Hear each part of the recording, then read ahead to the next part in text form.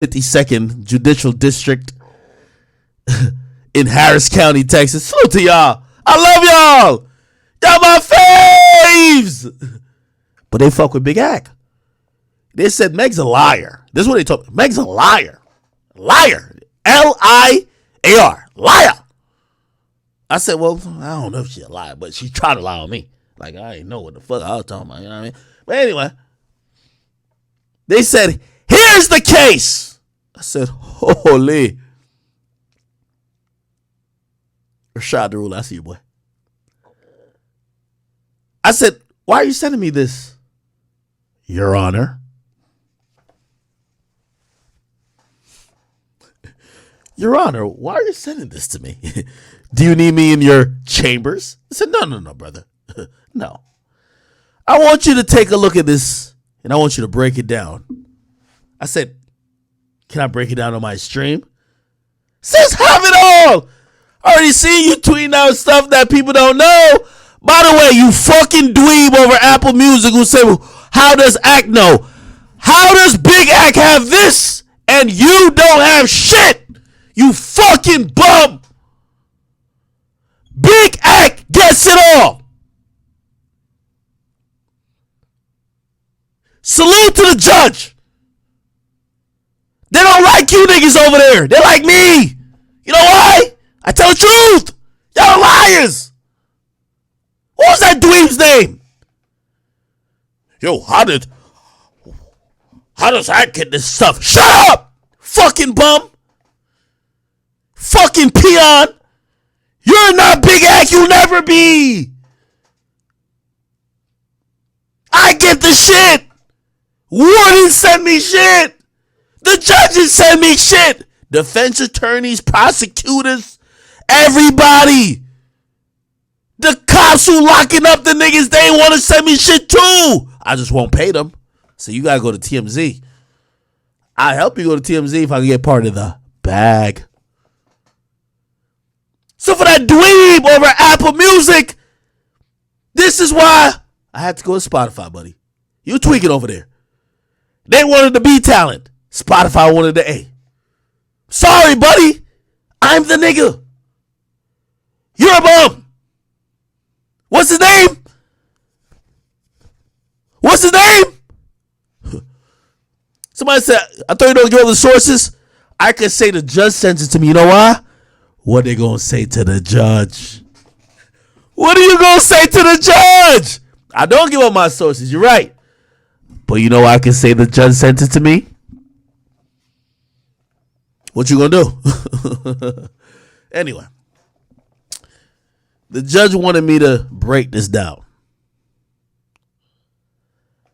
And they really asked me my opinion. And I'm not saying my opinion might help the case either way, but they wanted my opinion. They texted me today again. Okay? Your Honor. Okay? I'm going to send all of this in a text message to you. But we keep it live. Okay? Let's read it, people. Defendant 1501 files his original answer and counterclaims as follow. So let me explain what this is. Meg Thee Stallion has sued Cole Crawford and 1501 Entertainment to say, we dropped a fucking garbage project named Something for the Hotties. Y'all don't know what that is? Me neither. So let's do everybody a favor. We're gonna get on our favorite app. Salute to Spotify. And we're gonna look this bullshit up. Something for the Hotties. Something Hotties. I don't even. Okay, here we go. Here this bullshit is. Now let me. Here's the important part, people. See what it says? 21 songs, 45 minutes. In the contract, and we're gonna read it, how much it has to be for anything to be an album. But we're gonna read this because men lie, women lie. The fucking court documents don't. Ever since I pulled the court documents on this chick, Meg Thee Stallion, she shut the fuck up. Meg, you can't fuck with me. You was playing around with Tory and shit like that, slapping him in his bald head, all doing all type of goofy shit. I'm a different monster, shorty. You can't play with a nigga like me. You hear me? I come with the facts. So let's read it. Okay. Here we go, people. Here's a summary of the lawsuit, because it's a counterclaim. Meg and Pete, a.k.a. Meg the Stallion, a.k.a. Meg the Mule, is a performing artist. 1501 is the record company that discovered Meg the Mule and signed her several years ago when no label were interested in doing so. She was a twerking ass chick on the corner with no fucking talent. Let's just put it out there. This baseball nigga who got money to waste said, I'll turn her into an artist. Let's see if I can get into this shit. Listen, this is Meg the Mule's second lawsuit against 1501. Meg, you fucked up. I keep telling you, Tory is lightweight. Even Tory copped to play with me. You think you fit ain't cop to play with me? You stupid as a motherfucker. Listen, I'm over here, all y'all artists, I'm just making all y'all cop please. I don't care who it is. I'm on y'all next. Anybody could get it. Anybody. You just another victim. I'm sorry. Let's go. Meg the Mule made an outrageous claim that she was never unable to prove. Ultimately, Meg the Mule and 1501 negotiated and signed a settlement agreement. Whoa. Hold up. Let me roll this up. Meg the Mule and 1501 negotiated and signed a settlement agreement. We never heard about this. This is new. That amended Meg the Mule's original recording contract. Holy. That settlement agreement was signed by the parties who were each represented by multiple attorneys. Wait. Let me think out loud here, people. So Meg the Mule, who's been trying to get off 1501, already signed a settlement agreement with 1501. So why are they beefing? People, somebody help me. Why are y'all still beefing if y'all were beefing from way back and y'all signed a settlement agreement? Where are my people at on Twitch? Y'all see that? Yo, Mule Kicks, I see you, buddy. Easy Money, I see you. G-Nac, what's the problem? Let's keep reading. That settlement agreement was signed by the parties, who each were represented by multiple attorneys. That part of the settlement agreement, attorneys representing each party signed a joint notice of non-suit with prejudice. So basically saying it wouldn't go back to court. But Meg the Mule, lawyers never filed a settlement agreement or joint notice of non-blah, blah, blah with the court. Right. So, I'm trying to, wait. Let me try to break this down. So, Meg the Mule and her team signed a fucking deal that the beef they had with her record label, they were going to settle due to some terms. We don't know yet. Meg, you know I know, right? Meg, you know yo, Meg, by this time, yo, Meg, I know how much money you get every time I know how much money in your bank account, shorty. That's big act. Don't ask me how. Your banker sent it. I'm sorry. Just relax. Hold up. We gonna get to it. I'm sorry. Everybody just I'm big act. I don't know how they tell me. I don't know why they do. I'm sorry. It's big act. Hold up. So y'all signed a settlement to end the beef. But here's the thing. Meg the Mule's lawyers never filed a settlement agreement with the court, and then Meg the Mule's denied the existence or enforceability of the settlement agreement. I gotta make sure I can see everything. The settlement agreement while accepting benefits of it. So basically, let me just put this in perspective. Meg the Stallion, okay, and 1501, Meg is saying, yo, I should be off the label, or you didn't pay me. They're also saying, well, you owe us money. It's not us paying you. You owe us money. They came to a settlement. We don't know what year the settlement is. It doesn't say on this first page. I'm going to read everything. We're going to get to it. They signed a settlement, But Meg Thee Stallion's lawyer never filed that the settlement agreement or the joint notice is with non-prejudice or with prejudice with the court. So they never acknowledged it with the court, but they signed it. Then they denied its existence, and they denied that it could be enforced, but they accepted the benefits out of it. When you obviously the agreement must have said, well, you do this, we do this, you do this, we do this. Here's what I heard. Meg, I heard this from your business manager. Y'all re-signed a deal after y'all were beefing with these people. The settlement included pretty much a deal. That's the deal of y'all were comfortable with the money you were getting, and then they were going to be comfortable with the projects they were getting. It's a deal. Don't fire your business account, Meg. I have every tap on you. Don't do it. Okay? Cool. Let's keep going. Meg, you know you done fucked up, right? I don't know who you thought I was. Trash or KO. These other motherfuckers. I'm Big Ak.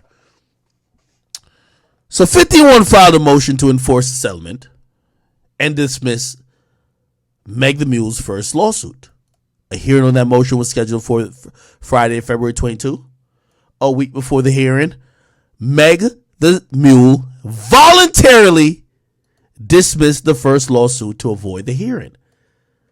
That's interesting. Let me keep breaking it down. Somebody said drink water. Thank you. I love my chat. Yo, Slushy out of Twitch chat. I love you. I love you. Yeah, wait, is YouTube still going on or did they tap out? Because I ain't gonna lie, Twitch is killing it right now. Nah, I ain't gonna lie. Twitch is killing it. Wait, we have 5,500? Nah, I ain't gonna lie, YouTube, y'all gotta step it up. Y'all at 3,800. I can see the numbers. You can see the numbers right here? Oh shit, I can see it. Look. 5,800. 3,700. Okay, yeah, I think Twitch winning right now. All right, Twitch, keep turning up. But let's get back to the story. Holy. Meg, I told you, you don't fuck with the right one. Let's keep reading.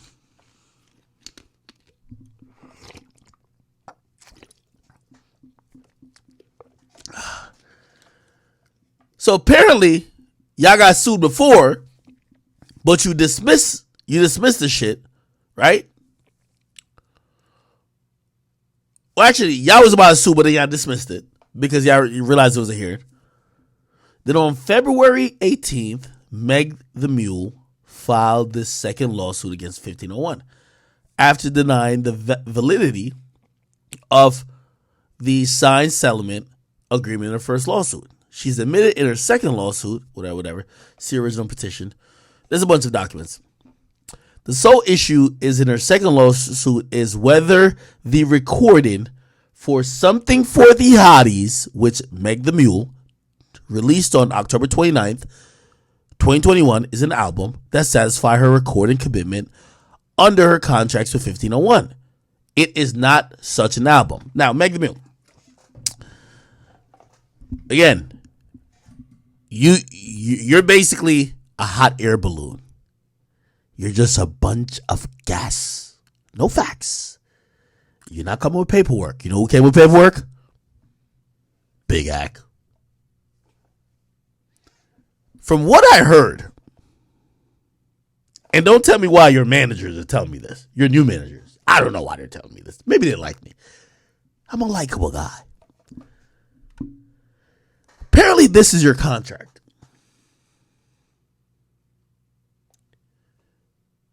You have 2 more projects, 2 more albums that are due to 1501. Also, when y'all did that settlement deal, reason why you signed it, you took some money from 1501. So you got paid by them, even though publicly people thought you were beefing with them. But now that you have 2 albums left, you're trying to finesse. Now, let me get back to this shit. The sole issue is is that basically, and I'm gonna try to get out of the legal speak that some of y'all can understand. Something for the Hotties, that little EP, yo, they're basically saying that's bullshit, bro. It doesn't fucking add up. It doesn't add up to being an album. That's what 1501 is saying. Meg wants it to count as an album. They're saying it doesn't fucking count as an album. She's finessing us, and we're not gonna take finessing. So they start breaking it down. Something for the Hotties is made up of 21 recordings. Let me just tell y'all and give y'all some music business, just usual legal speak that's in most contracts. A LP, we could Google it right now. Again, we're doing everything live. LP album. An LP from long playing or long plays, an analog sound storage medium, blah blah blah, da da da da. Let's get to the format. Oh my god. I want to get to minutes and songs. Minutes. Okay. Cool. Limited blah blah. Da-da. Those are historical things of LP.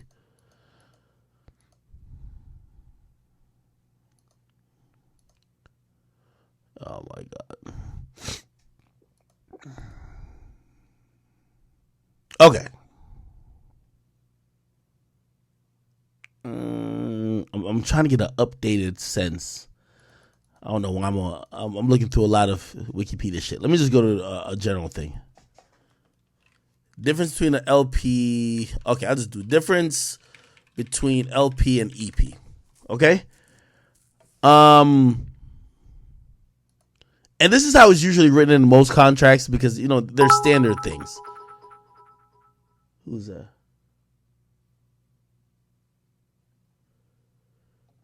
Who got money on their Ethereum wallet? Your Ethereum going up, brother. So keep it there. Hold on. What's the difference? Let me just show y'all. I could just tell y'all right now. But it's like the history of it. Like, an LP used to be this. So, oh my God. An LP used to be this, and an EP used to be this. These days, what I could tell you what an LP is an EP is usually an EP usually is about 30 minutes, okay? So EP is usually 30 minutes, and an LP, so 7 songs, 30 minutes. That's usually an EP. If it's under 30 minutes, 7 songs, it's an EP. If it's over 12 songs, around 45 minutes, it's an LP. I know I'm trying to get y'all I want to show y'all proof of everything I'm saying. Not that y'all can just believe me on everything, but some of these things are showing the whole history of what an EP eventually became, right? Anyway, so something for the Hotties is made of 21 recordings, including blah blah blah. It is not original material, okay? Include freestyle blah blah. As far as 2019, so. This is basically the label saying, yo, that what she submitted as an album is not an album. The mixtape is made up of 21 songs. It includes mad spoken interludes, which Meg Thee Stallion doesn't even appear on some of them, as well as several previously recorded released recordings. It was not original material, right? In usually contracts, it says the material you submit for an album has to be original recorded material, okay?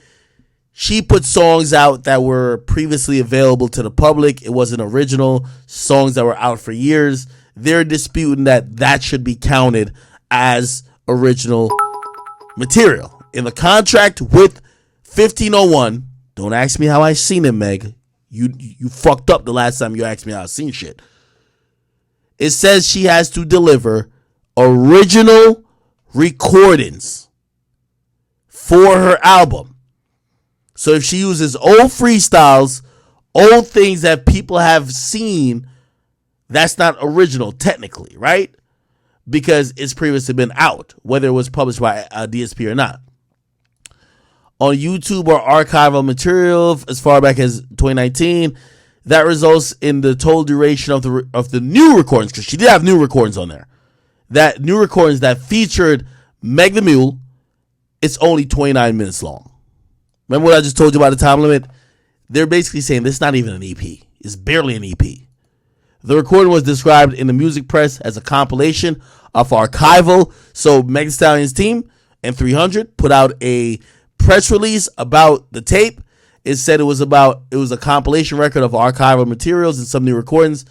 And they said Meg Thee Stallion herself described the release on social media as freestyles y'all been asking for, plus a few unreleased songs from my archives to hold y'all over. So they're basically saying, bro, this is not an album. You're not going to finesse us to count it as an album. They said Meg Thee Stallion knows that each album must include at least 12 new master recordings of her studio. Remember, 12? I told you that number. 12 new master recordings of her studio performances or of previously unrelated musical compositions. She knows that 1501, and this is where, I think it's going to be big. 1501 gets to approve musical compositions to be included on each album. So if you put something out, so she submitted something to 300 Records, 1501 has her in that contract with 300. If 1501 didn't approve those to be on an album, technically that's not an album. Meg the Mule knows that none of this happened here. Meg the Mule also knows that these provisions are common and they appear in most record contracts for good reason. And Meg the Mule's lawyers know that these requirements have been upheld in other lawsuits in the past.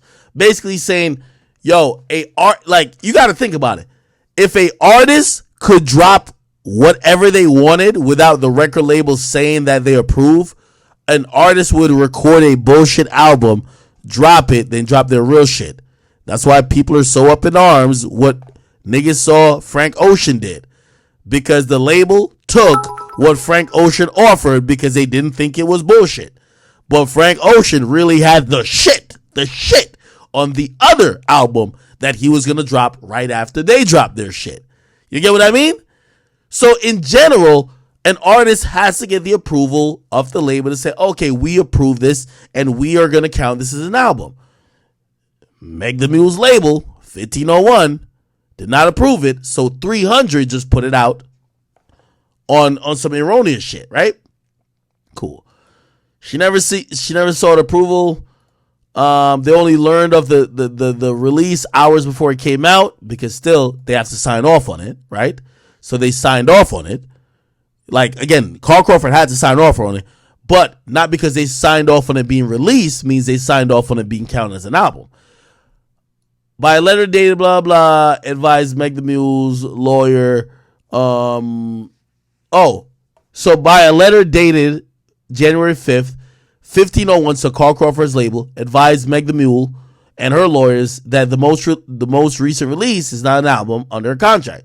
Meg the Mule's lawyer did not respond until January 24th, and that's when Carl Crawford responded 3 days later. Meg the Mule filed her second lawsuit without notice or discussion on the 18th. The new lawsuit was groundless because she knows something for the hotties does not meet the requirements of an album under the 3 contracts that she signed with 1501. So here's the problem. If Meg the Mule was like, Youngboy should be out of her contract with 1501, but she's playing games. Give them 2 fucking albums. They fucking invested a bunch of shit into you. You were a fucking starving artist that wasn't popping at first. They put a lot of money into fuzzing the system, fixing the buzz, setting everything up that you popped off. And now that you popped off, you're trying to run to Jay-Z. Niggas, just give them 2 albums. Do it like Youngboy. Give them 2, you know how many albums Youngboy gave motherfucking... Youngboy gave Atlantic 22 albums. You think Youngboy signed for fucking 22 albums? But that nigga just wanted to put out music and try to keep hot. Meg Thee Stallion is trying to finesse. This finesse, it don't seem like it's going to go. Okay?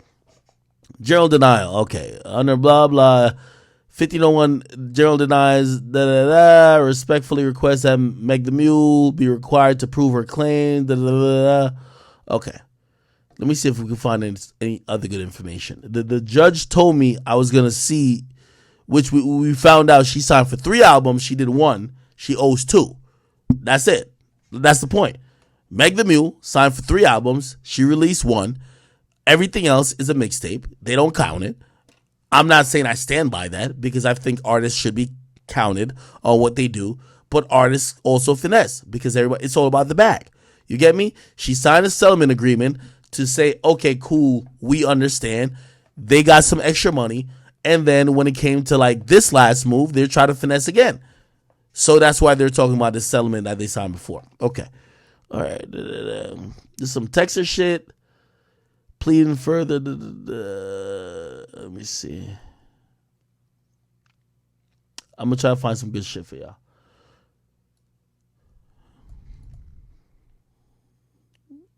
Here we go. Let me see. Okay, here we go. So here's a counterclaim. On March 2nd, 2020, Meg the Mule filed her first baseless lawsuit against 1501. Megan Pete, aka Meg the Mule, versus 1501 Certified Entertainment. In the same court, Meg the Mule filed the initial lawsuit to try to force her record company to renegotiate the aspects of her very first recording contract that she no longer liked after she signed with new management at Rock Nation. Chat, everything I tell y'all just be on point. Rock Nation comes up in a fucking lawsuit. I'm not lying to y'all. Like, nigga, I be telling y'all the facts. Meg the Mule and these rest of these fucking bum ass artists, when they come at Big Hack, it's because they just be in their fucking feelings. I am right all the time. I'm the best journalist that hip hop ever birthed. Like, you know what I mean? In like a year, I passed all these bum ass niggas. I don't care who we talking about. Look, I told y'all, it's Rock Nation trying to beef for these niggas. Meg the Mule didn't like her contract no more. She signed with Rock Nation. It got in their ears and be like, oh, you deserve better. We could get you out of this. We could do blah, blah, blah. Yeah, you know what she said? Yo, sue these niggas. Let's get out of here then.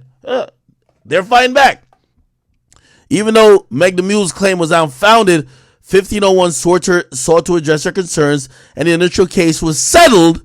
See, this is the thing. Meg the Mule, why did you settle with these niggas if you're trying to get out of the contract?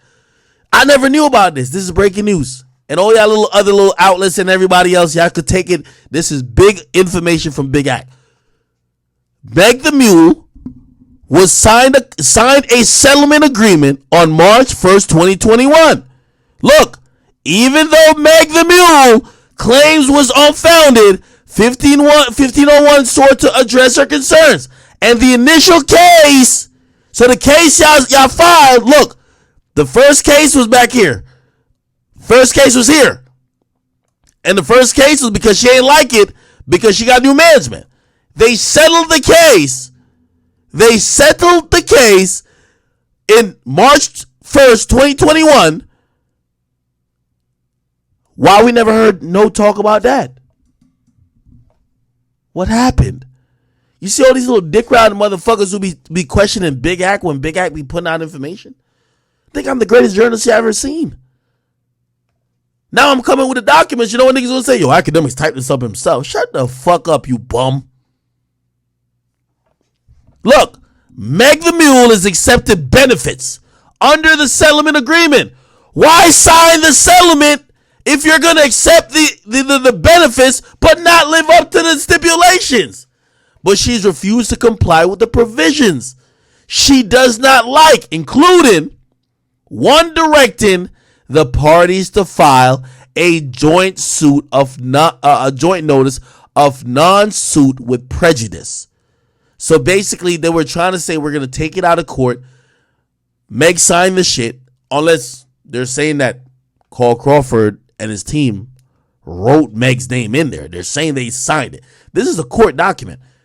Like, nigga, there's ramifications to this. If these motherfuckers is lying about there being a settlement, the judge can say, show me the settlement. Now, if Meg sounds like, well, we never signed a settlement, that's fake. They could bring in a whole motherfucking... There's people who analyze, like, you know, signatures and this and third. They're saying that Meg signed a settlement. Look. And, hold on, we're going to find out what these benefits are. Because they're saying she accepted the benefits. But she just refused to comply with the other shit. Instead, Meg the Mule continued to pursue the case she had already settled for almost a year. No way.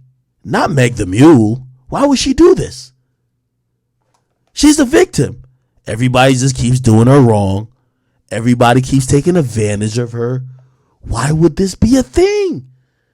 We love Meg. Meg's the biggest victim we ever seen. Why would she settle a case and still keep trying to fight the case? Let's read more.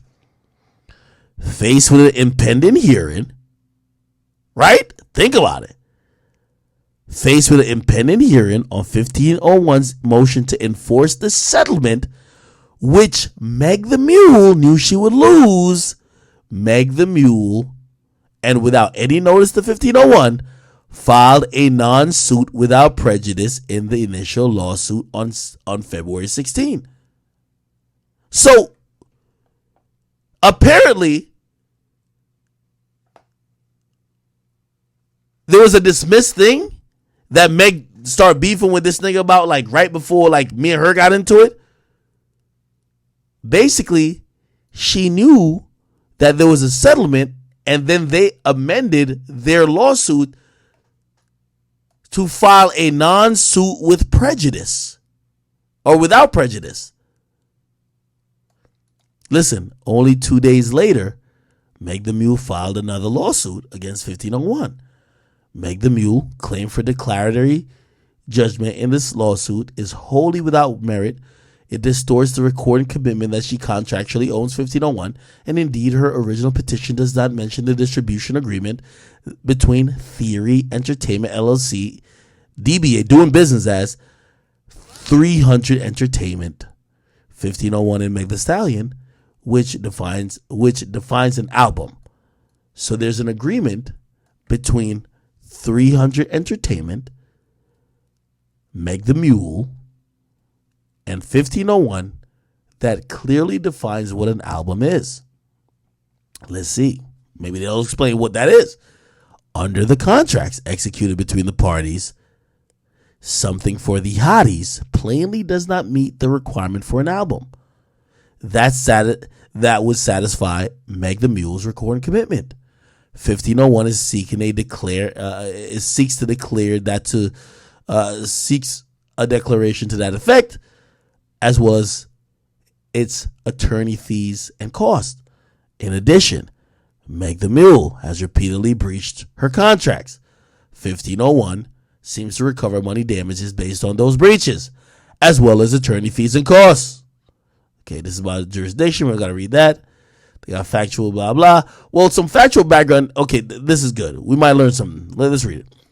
The suit arises out of February 18. Executive artist recording and performance contract. This is the artist agreement between Meg the Mule and her record label. Meg the Mule did sign with 1501 in 2018 after his CEO, Carl Crawford, discovered her, recognized her many talents, caught her twerking on the pole.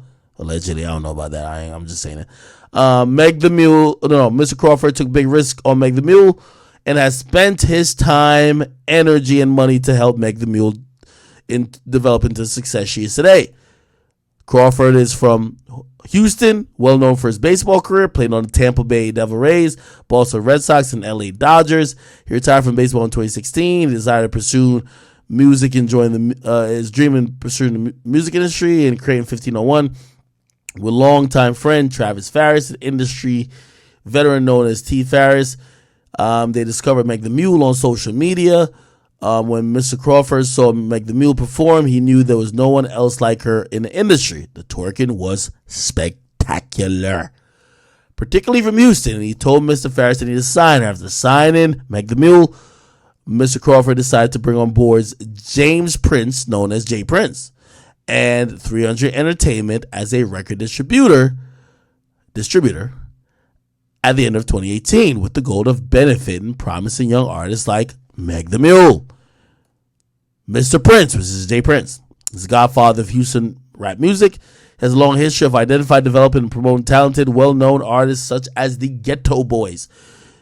300 Entertainment similarly has worked with a wide range of popular artists, including Young Thug and Fetty Wap. Indeed, 300 Entertainment blah, blah, blah, blah, have one. Okay, cool. They're just saying facts.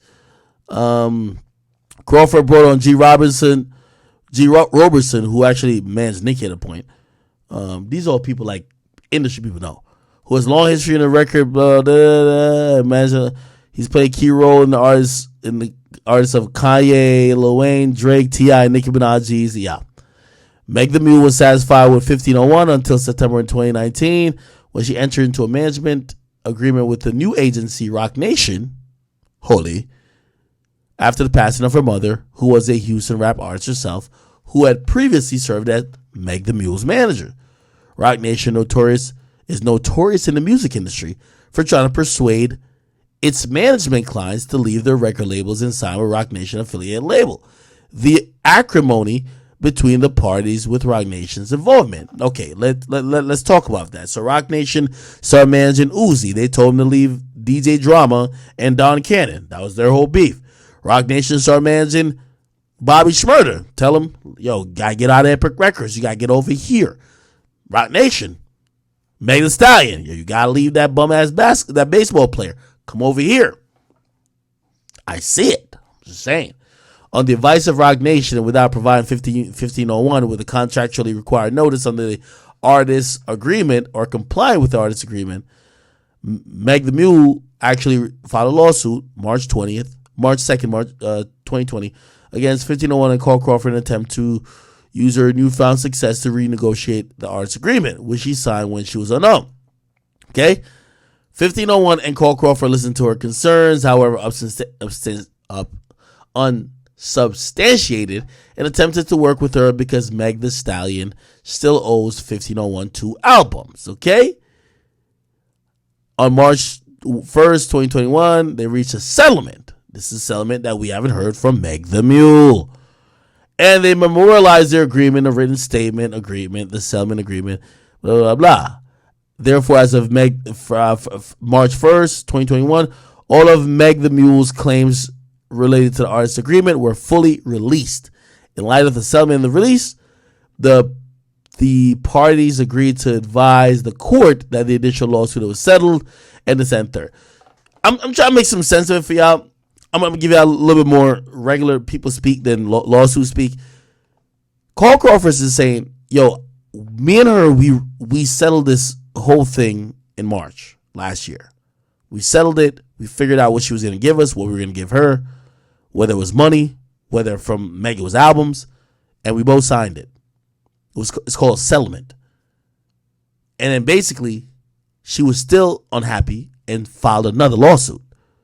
And they're basically trying to tell the judge, we need you to uphold this settlement, even if and I know what Meg's team's gonna say, well, we never submitted it to the court that we signed the settlement, which might have to go down to really figuring out who signed it. It might have to go to fucking signature specialist to figure out, okay, did she really sign it? Because it looked like they're trying to come up with the fact of, oh, we never agreed to that. We never signed that contract, right? Despite having blah, okay. And Mr. Princess defenders, blah, blah, blah, okay. It's a bunch of shit. Anyway. So they're countersuing. They want a declaratory judgment. They're countersuing for breach of contract, right? And breach of settlement, right? I'm trying to see if there's anything else that we should know. They want attorney fees. And they want damages. Look, okay. Pursuant to blah, blah, blah, blah, blah, including monetary relief over $1 million. Okay, so they're suing Meg for $1 million. And they want a trial by jury. They have these weird things, prayer, like this is some weird like court speak stuff. Cool. Okay. Hey Megan, in case you know, I know you thought like I was a little peon out here, but I want you to look at, I think this is your case number right here, ain't it? Megan. I think this is your case number. Yes, I have it on the screen. I told you to stop fucking playing with me. I'm gonna have all your shit on the screen now. Okay? I'm waiting for your business manager to send me some shit. I'll have that on the screen as well. Okay? So, this is what you got going on in court. I'm waiting to see you and your lawyers file some stuff because I'm going to have that up on here as well. And since you claim that I'm a liar or I'm getting paid by blogs, I wonder who you think is paying me now, Meg. Who do you think is paying me now? It's not Tory. Can't be. You don't give a fuck about this. Who do you think paying me now?